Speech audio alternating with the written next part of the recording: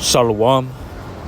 First and foremost, I want to start off by giving all praises, honor, and glory to Yahweh, Bahashem, Yahushai, Bahashem, Chakodash.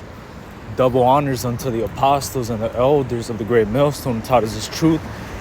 Shalom also to the Akim pushing this word in sincerity and in truth. And to the speckled bird across four corners of the world and to the few sisters who are listening. To you, I say Shalom. Lord willing, this will be an edifying lesson. I am the brother Khadashi from the JM Chicago camp coming back at you with another lesson. And basically the inspiration behind this lesson is a scripture that I was thinking about. And let me just go get it. Let me see, because, hey, look, man, this is Matthew 10 and 16. It says, behold, I send you forth as sheep in the midst of wolves. Be ye therefore wise as serpents and harmless as doves. So, hey, man, the Lord, hey, he basically sent us out, right? He sent us out as sheep amidst wolves, man. And us being right here in this world, having this word, having this testimony, Salakia, I'm gonna just let these cars pass real quick.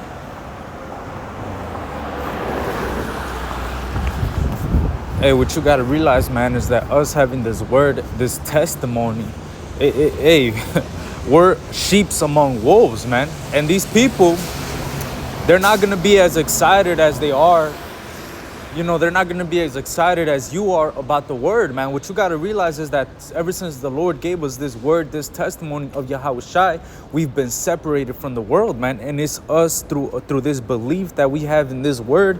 That's what makes us separated from these people in the world, man. These people have no faith in the word. These people have absolutely no belief in the words of Yahushai, man. You see? And because of that, hey, we have to be wise as serpents and harmless as doves, man. You can't just be out here telling everybody the truth, man. And that's something that, hey, all of us have experienced. And not only that, but every brother has had to learn the hard way, man. You see?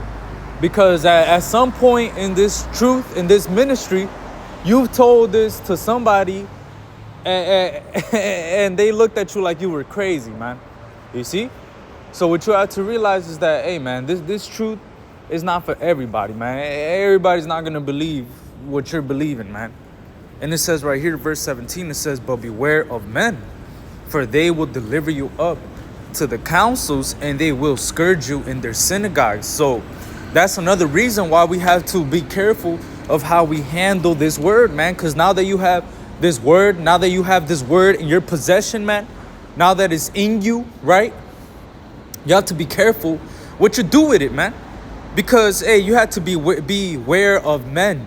There's guys that are, there's fucking agents out here, man.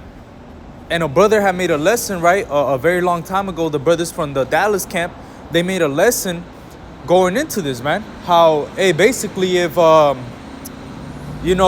anybody that isn't in this truth, they could be a potential agent, man.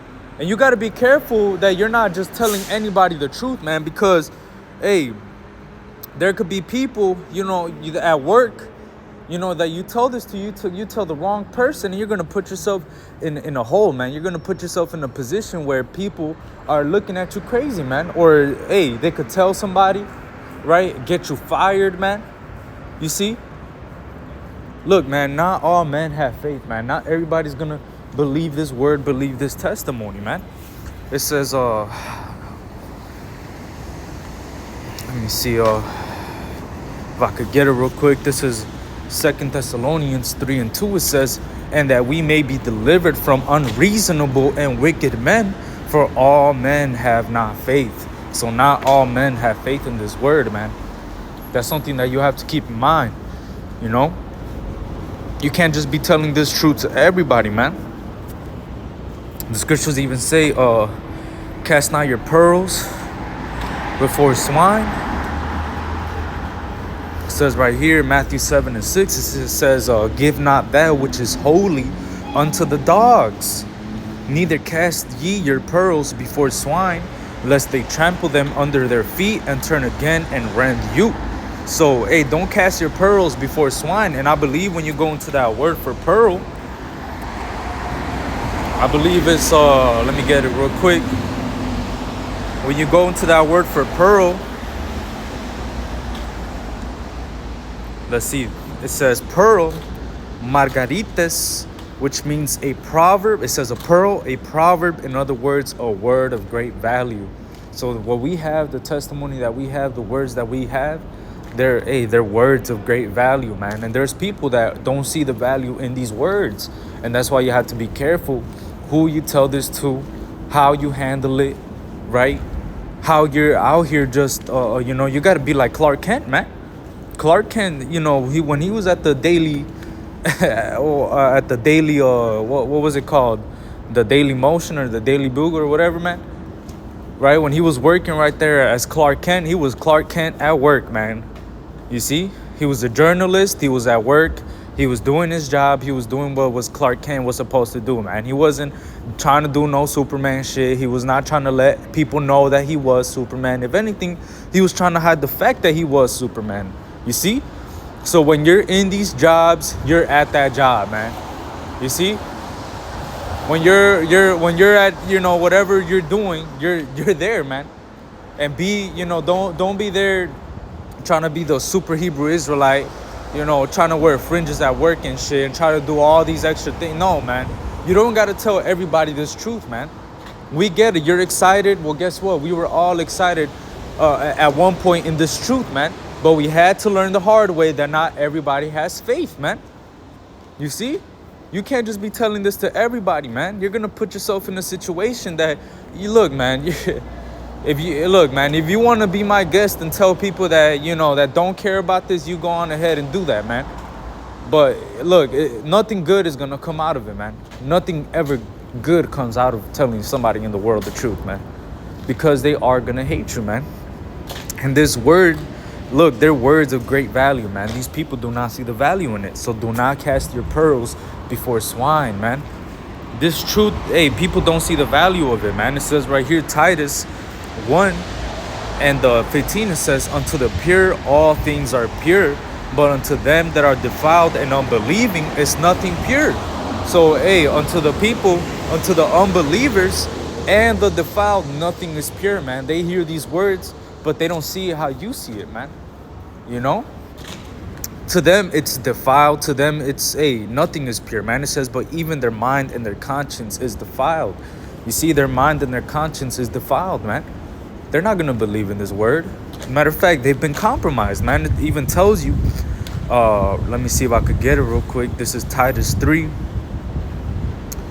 and 10. It says, a man that is an heretic after the first and second admonition, reject. So after you tell somebody and you warn them twice, after the first and second warning, after the first and second admonition, hey, man, reject that person. There's no reason for you to go back and forth with a person and constantly try to tell people this, that, and the third, or try to tell everybody and convince everybody that look, man, the Lord gave you the word. He didn't give your whole family the word. He gave you the word. So you do something with it, man. All right? Stop trying to convince everybody. Look, man, stop that. All right? Not everybody's going to believe what you believe, man. It says, verse 11, knowing that he that is such is subverted and sinneth, and sinneth being condemned of himself. So these people, they're condemned, man. Just let them be, man. Let them alone. You don't got to try to convince them. You don't got to try to be there, beating on a dead horse, man. Just leave that person alone, man. They don't believe. Leave them alone. Just because you believe doesn't mean they're going to believe. Just because you're excited doesn't mean they're going to be excited. Just because you have faith doesn't mean they're going to have faith, man. And I get it. You love that person, man. But guess what? The Lord also had, Yahushua had 4 brothers, man. 2 that believed and 2 that didn't believe, man. But guess what? That didn't stop him from continuing his ministry. The Lord was still out there doing the work of the Lord, man. He was still about his Father's business, despite having 2 brothers that did not believe, man. So whether you have family that doesn't believe, or, you know, you're all caught up in your feelings because you told somebody the truth and now they're your enemy, well, guess what, man? That's part of being in this walk, man. Not everybody's going to believe this word that you see the great value in, man. The Lord gave you the word. The Lord gave you this talent. The Lord gave you this pearl, man. You see, man? So with that, you know, Lord willing, this is an edifying lesson. I want to give all praises, honor, and glory to Yahweh, Ba'ashem, Yahweh Shai, Ba'ashem, Rachakadash. The one is unto the apostles and the elders of the great millstone, the Tars of truth, Shalom, and Kwam Yasharala.